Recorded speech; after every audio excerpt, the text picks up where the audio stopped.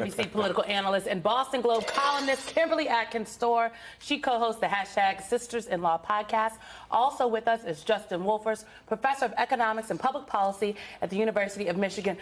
Justin, Professor, can you take us to class and explain to us, just to the American people out there, America, as I heard Michael say this about a week ago, we are not a manufacturing-based economy anymore.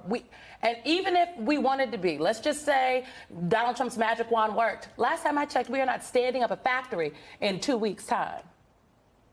That's a really critical issue. It takes, say, 3, 4, 5 years to open up a new factory. And that factory then will be there for decades. And so the question that CEOs face is not what will tariff rates be today, but what will they be in 2028, in 2038, in 2048, 2058. And that's the thing. This is a White House where it will raise tariffs on Wednesday and then lower them again on Thursday. So while he may have changed the tariffs that we all are going to have to pay at the grocery store, he hasn't changed the ones that matter for bringing manufacturing back to America, which is expectations of the future. The implication of this, of course, is that we're going to get all the costs of the tariffs, but because of the chaotic nature of this White House, we're going to get none of the benefits. Benefits, yeah. There are no benefits at all in this, Kim, because as we were talking, the reality of it is people are beginning to feel the impact of this. You've got a number of folks, Kevin Hassett, for example, director of the National Economic Council, noting, I think everybody expects the 10% baseline tariff is going to be the baseline, and it's going to take some time of extraordinary deal, some kind of extraordinary deal for the president to go below there. Again, a lot of these conversations, to what I was just saying, is, among the players without any real consideration of the people. You had the Commerce Secretary, Mr. What's his name? Oh, Howard Lutnick. Lutnick talking about, talking about, my mother-in-law would be fine if she doesn't get her Social Security payment. Donald Trump telling everybody, to just basically shut up and take it. Yeah. It'll be okay. I tell you it'll be okay. It's going to be okay. Be cool. Be cool.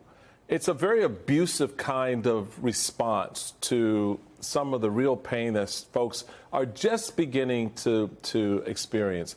How do you assess the narratives going forward here? I made the point about what's outside the room is going to come inside the room at a certain point.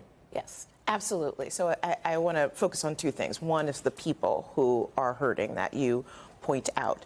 There are people who are, you're saying be cool and this isn't going to be a big deal and, markets fluctuate. First of all, it's the entire global economy that has been rocked for no reason, because the U.S. president is railing against trade policies, most of which he set during his first term. Right. So this isn't about fixing the U.S. economy. This is about, to me, it seems, the president standing up and wanting other countries to come to heel, wanting them to bow down to him like a king, and he can feel like the big man and come in after wrecking the economy, coming up with some brilliant sort of deal to stick to. He's not thinking about the American people at all, which is why his only message is just be cool and ride this out. Meanwhile, tell that to people, for example, who were planning to retire soon and who cannot rely on Social Security, who are seeing the 401k and other retirement savings they've put away their entire lives evaporate before their eyes in this market. Tell that to people at a time when eggs are still 60% higher than they were a year ago.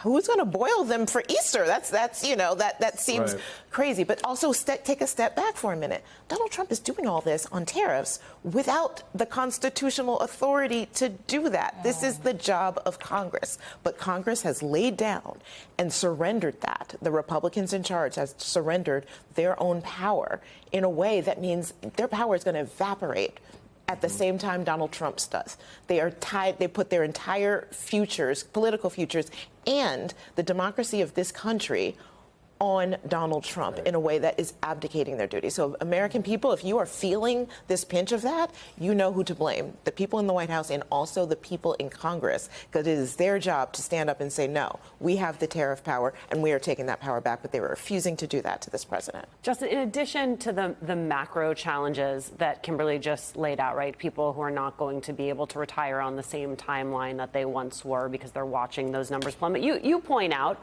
in your recent piece in the New York Times that, like, someone who has a broken washer machine, right, someone who has a broken dryer, you might put the decision to get a new one off for an additional year, which, as the mom who does the laundry in the house, let me tell you, every time I have to get those soggy socks out of the dryer is a real tax on my personal time and my personal freedom. Given now that the attention is turning to China, how does the China of all of this play out? What does that actually mean for the American consumer, for the American worker?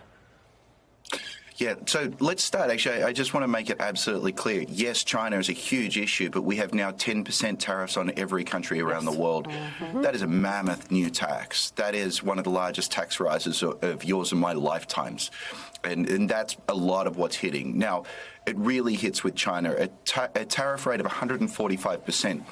By the way, on one day they announce it at 125%. The next day they wake up and they're like, oops, we forgot it's 145%.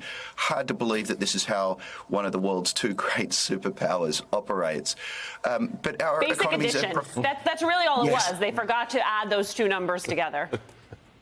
Our economies are profoundly linked, and those numbers are meant to basically say no more ships from China. And so probably the best historical precedent we've got of this is the COVID pandemic, where everything stopped overnight. And you can't, look, unplugging a computer and then plugging it back in probably helps it work a little better.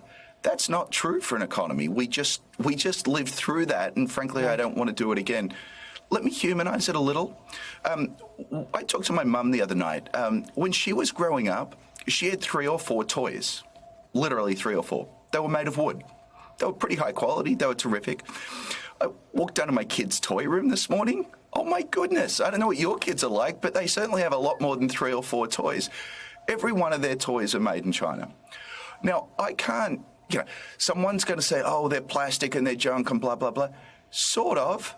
But also just look at the incredible richness of my kids' life. Look at the little, the learning devices they have and the toys that speak back to them and the bright colours and the great richness of their lives. That's the very human story of what trade with China has brought to us, and that could be about to end. Well, some folks would say China needs to cut a deal with the United States because it's also bad for China's economy. But this is what the spokespeople for the Chinese government are saying about this very issue. Give me E0.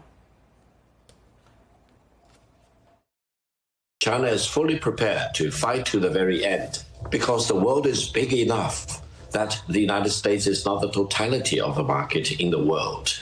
So if the United States wants to go in that direction of completely shutting itself out of the China market, be my guest. Yeah, and China will lose the US market, which, as I've said, is 15%. We don't care. We don't care. China has been here for 5,000 years. Most of the time, there was no United States, and we survived. And if the United States wants to bully China, we will deal with the situation without the United States. And we expect to survive for another 5,000 years. Did he just drag? Edges just snatched America's edges, okay? What is going on? If that is the energy that the Chinese government has, what does that mean for the rest of us? Like, we're in a very precarious situation. Or is this hyperbole? Am I being dramatic? Can someone calm me down? Anybody? No, you're not. I'll take that one. Yeah, go ahead. Trump has a strategy, which is you never want to pick a fight with a bully, and he's made it clear he thinks he's the biggest bully in the room, and that's going to work with a lot of countries. The thing about China is, it's kind of not really a democracy.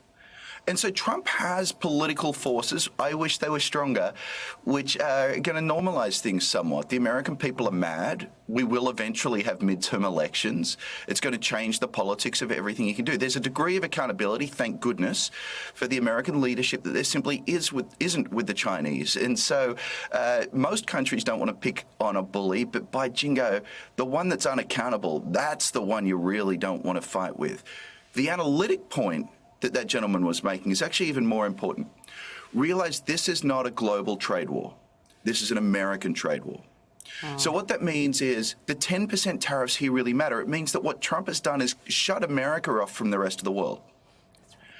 The rest of the world is looking for friends, and none of them are putting tariffs on each other. And so what that in turn means is the other 90% of global trade is they're all finding new relationships and new markets. They've got other places to go. We have much less of that. And so that's the fundamental asymmetry here, and the sense in which I think the White House really has overplayed its hand. Yeah, I mean, it just reminds me of 2018, the first term. I was in Beijing talking to Chinese officials, and, you know, they were saying, you know what, we love lobster.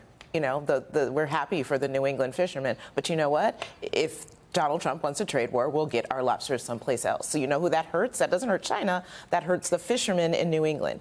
This is exactly how all of this works, but Donald Trump doesn't seem to think that. He's waging this very public war with China, and everybody who is getting hurt are the people who he is supposed to take care to make sure that the laws are executed to protect. And that's why none of this makes sense. And this is so predictable. If I, a political reporter, knew how China was going to react to this, then the people in the White House should have known too.